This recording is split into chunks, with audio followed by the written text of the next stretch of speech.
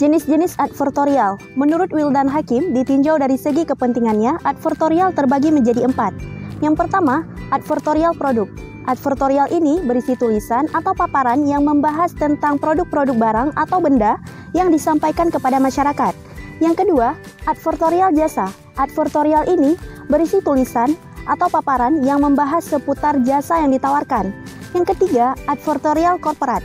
Advertorial ini berisi tulisan atau paparan yang membahas tentang kegiatan tertentu dalam perusahaan atau instansi. Yang keempat, advertorial pemerintah. Advertorial ini berisi tulisan atau paparan yang membahas tentang aktivitas pemerintah. Karakteristik advertorial. Menurut Wildan Hakim, terdapat 8 karakteristik advertorial, yaitu sebagai berikut. Yang pertama, informatif, bersifat memberi informasi dan memperkenalkan produk. Yang kedua, eksplanatif, bersifat menjelaskan dan menguraikan produk. Yang ketiga, interpretif, bersifat memberi informasi produk dengan komentar dan keterangan. Yang keempat, persuasif, bersifat membujuk khalayak. Yang kelima, influensif, bersifat mendorong agar timbulnya tindakan.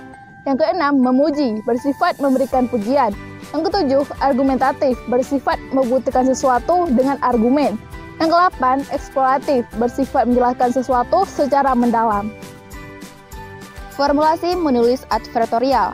Dalam menulis advertorial perlu diperhatikan formula AIDA, yaitu attention, interest, desire, dan action. Yang pertama adalah attention, perhatian. Penulis advertorial dapat meyakinkan pembaca di bagian awal tulisan. Artinya, poin terpenting diletakkan pada bagian awal paragraf. Yang kedua, interest, minat. Pesan advertorial harus memenuhi atau sesuai dengan minat pembaca. Kembangkan ide dan gagasan pada fase pertama attention secara lebih detail. Yang ketiga, desire atau hasrat. Pada bagian ini, isi advertorial harus lebih spesifik, sehingga mampu mengubah keinginan pembaca, dan pesan tersebut memang benar-benar bermanfaat untuk dirinya. Dan yang keempat adalah action, yaitu tindakan. Pada bagian ini, tulisan advertorial dapat berupa menyarankan tindakan spesifik apa yang harus dilakukan oleh pembaca setelah membaca pesan tersebut. Contohnya adalah bagaimana cara membeli produk tersebut dan akses garansi produk. Penulisan naskah advertorial berita televisi. Penulisan naskah advertorial televisi dapat dilihat secara detail di bagian strukturnya. Nah, di bagian strukturnya ini memiliki perbedaan besar, terutama di bagian narasi teks. Narasi teks berita televisi berbeda dengan yang kita dengar dan yang kita tulis untuk dibaca dengan mata. Di struktur teks berita ini memiliki 3 bagian. Yang pertama, bagian awal atau bagian pembuka. Yang kedua, bagian pertengahan. Yang ketiga, bagian akhir atau bagian penutup. Lead in berita televisi. Lead berita televisi yang baik yaitu harus memenuhi syarat sebagai berikut. Yang pertama, harus menarik perhatian pemirsa. Yang kedua, mengandung atau menjadi isi gambaran berita atau memberitahu punggung berita yang memuat dengan 5W.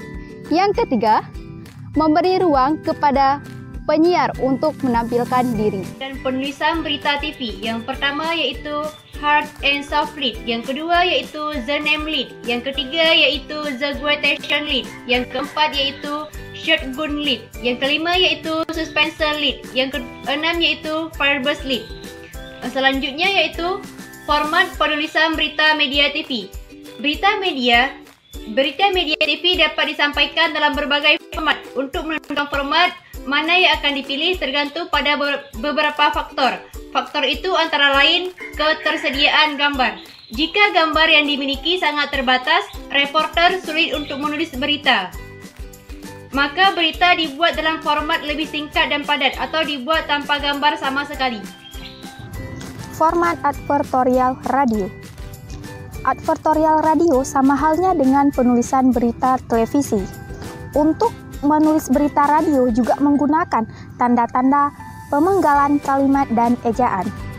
Berikut format tanda baca penulisan berita radio, seperti tanda koma, titik, tanda akhir atau berhenti, diganti dengan garing atau garis miring. Nah, untuk tanda baca koma diganti dengan garing 1. Untuk tanda baca titik diganti dengan garing 2. Untuk tanda baca berhenti atau akhir berita diganti dengan garing 3.